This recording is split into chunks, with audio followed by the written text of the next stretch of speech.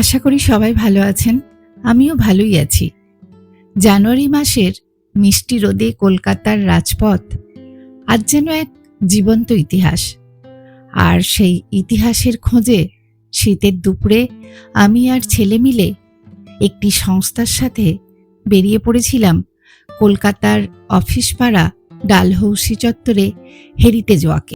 গ্রুপের সব সদস্যদের দেখা করার জায়গা ছিল খোদ কলকাতার পেট পুজোর স্বর্গরাজ্য ডেকার্স লেনে। এখানে সবার সাথে পরিচয় পর্ব আর এক কাপ গরম চা খেয়ে আমাদের আজকের হাঁটা শুরু হলো। আমরা হাঁটতে হাঁটতে পৌঁছালাম আমাদের প্রথম গন্তব্য সেন্ট জনস চার্চে। সেন্ট জনস চার্চ নিয়ে আমার একটি ভিডিও অলরেডি দেওয়া আছে, সেটির লিংক আমি ডেসক্রিপশন বক্সে দিয়ে দিলাম। যারা এখনো দেখেননি অবশ্যই দেখে নেবেন। সেন্ট জনস চার্চ দেখার পর আমরা হাঁটতে হাঁটতে পৌঁছলাম কলকাতার আইকনিক জিপিও জেনারেল পোস্ট অফিসের সামনে। জানেন কি, 1774 সালে ওয়ারেন হেস্টিংসের আমলে প্রথম এই পোস্ট অফিস প্রতিষ্ঠিত হয়েছিল। তিনি তখন বাংলার প্রথম গভর্নর। আর আজ আমরা যে বিশাল সাদা ভবনটা দেখছি, এটা তৈরি হয়েছে 1868 সালের 2রা অক্টোবর। এটিকে ভারতের প্রথম জেনারেল পোস্ট অফিস হিসাবে স্বীকৃতি দেওয়া হয়।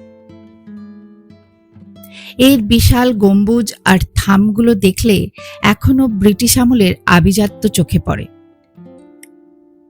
জিপিওর নকশা করেছিলেন ওয়াল্টার এল গ্র্যানভিল।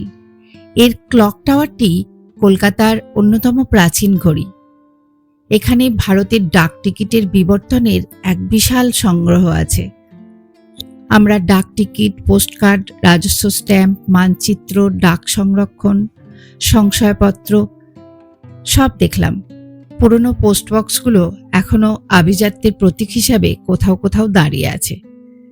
আপনি যদি হেরিটেজ বা ইতিহাস পছন্দ করেন তবে এই জায়গাটি আপনাকে মুগ্ধ করবে।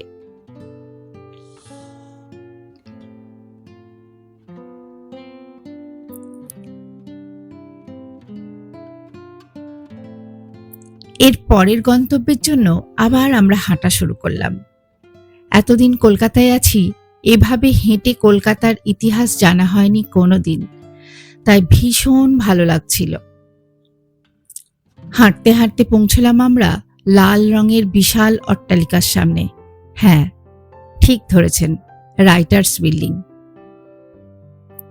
এটি 1777 সালে তৈরি হয়েছিল ইস্ট ইন্ডিয়া কোম্পানির রাইটার বা কেরানিদের থাকার জন্য।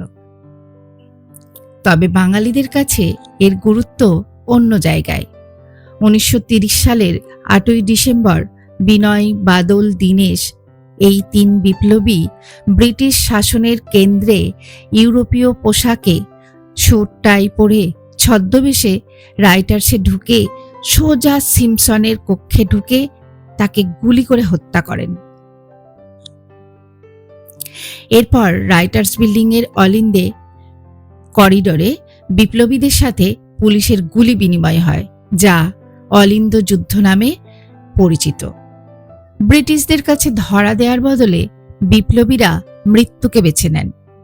এই ঘটনা ব্রিটিশ প্রশাসনকে কাঁপিয়ে দিয়েছিল এবং ভারতের প্রতিটি প্রান্তে বিপ্লবী মনোভাবকে তীব্রতর করেছিল।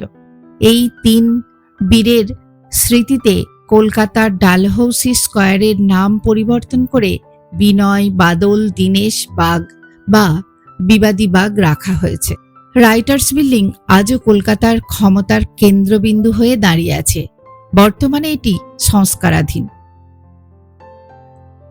এটি নিও ক্লাসিক্যাল স্থাপত্যের একটি চমৎকার উদাহরণ, যা লাল ইটের তৈরি।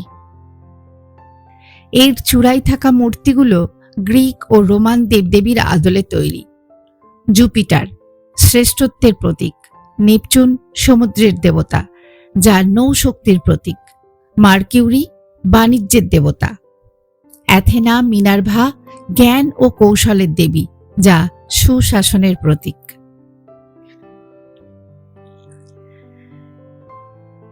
রাইটার্স বিল্ডিংকে বাঁ হাতে রেখে রাস্তার টপকেই দেখা মিলল আর এক হেরিটেজ বিল্ডিংয়ের, সেন্ট অ্যান্ড্রুস চার্চ।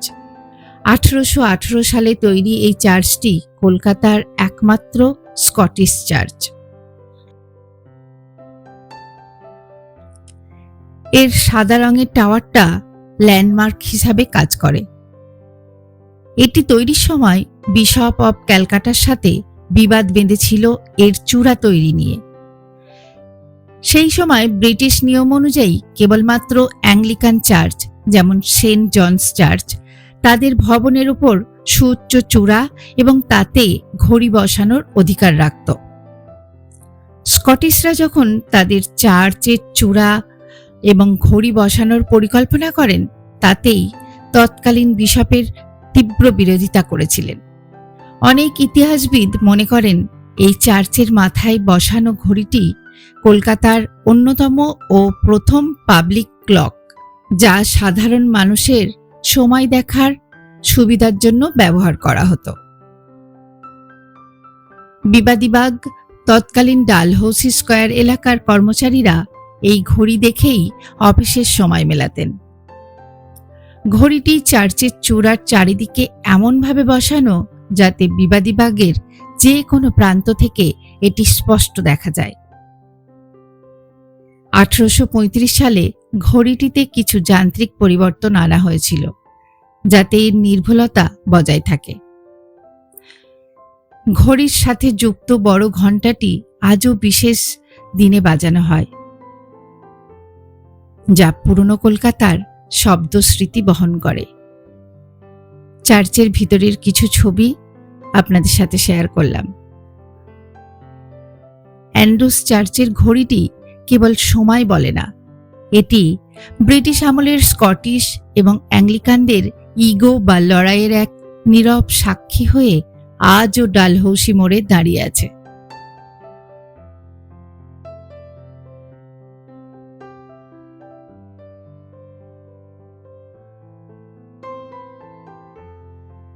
এরপর আমরা গেলাম ওল্ড মিশন চার্চে।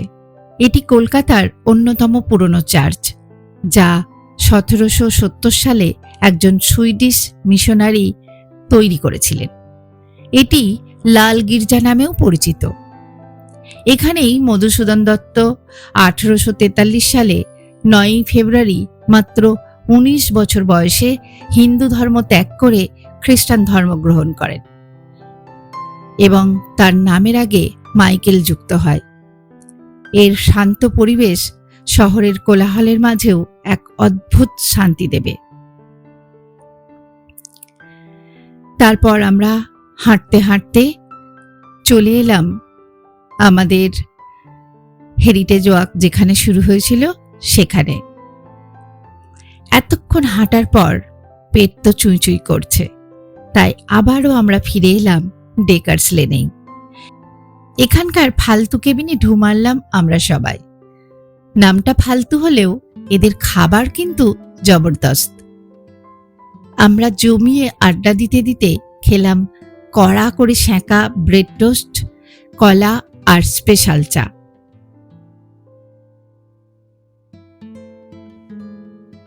এবার ফেরার পালা। সারাদিন ইতিহাসের পাতায় ঘুরে এবার মেট্রো ধরে বাড়ির পথ ধরলাম। এক রাশ ভালো লাগা আর নতুন কিছু ইতিহাস জানার আনন্দ নিয়ে ফিরছি। আশা করি ভিডিওটা আপনাদের ভালো লাগবে। ভিডিওটি ভালো লাগলে অবশ্যই লাইক আর শেয়ার করবেন। আর আপনাদের মধ্যে কেউ কি এরকম হেরিটেজ ওয়াক করেছেন কোনোদিন? এরকম হেঁটে দেখেছেন কলকাতার ইতিহাস? অবশ্যই কমেন্ট করে জানাবেন।